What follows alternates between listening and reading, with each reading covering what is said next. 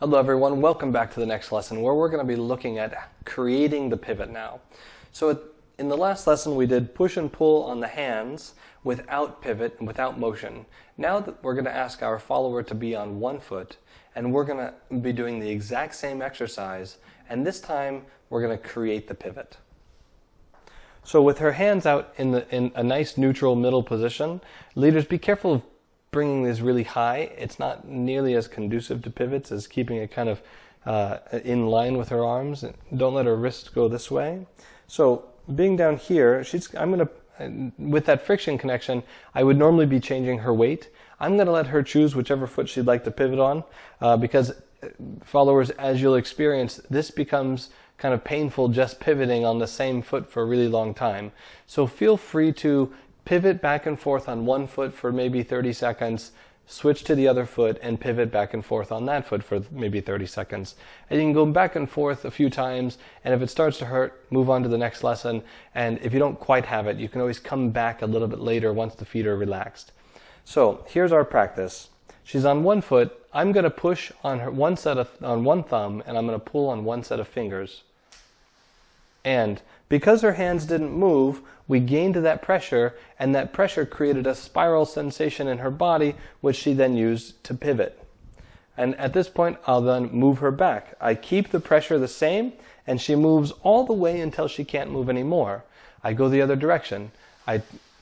So just like walking or anything else, what I'm doing here is I'm building up a pressure between us. I'm twisting, she's resisting, and that creates a pressure level. And I keep adding pressure only until her hips move.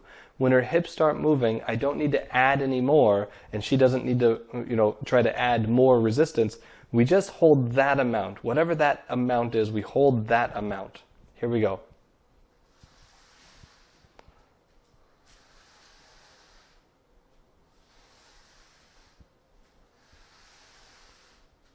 Very good. So, at home, the things of learning tango from video, these are one of the things that make it a little more difficult, is really making sure these things are in alignment. So, the things I want you to watch out for, followers and leaders both, keep your chest towards your partner.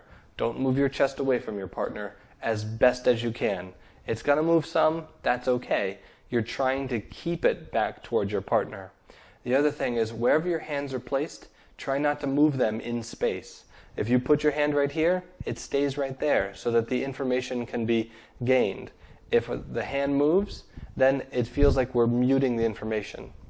Leaders, when you go to lead the follower, please do not use your arms and push really hard. You're slowly building up that pressure. And you're going to build up that pressure kind of like you're turning on a dimmer switch. At some point the light comes on. When the light comes on, you can just leave it there. Maybe you want nice low mood lighting, right? So just turn it up just enough until the light comes on, or until her hips start moving. And once they start moving, they'll just keep moving, as long as followers we don't move our hands in space. So really take your time in learning this particular thing. This is very important to everything that we have coming forward. All right, so take your time, practice, and we look forward to seeing you in the next lesson.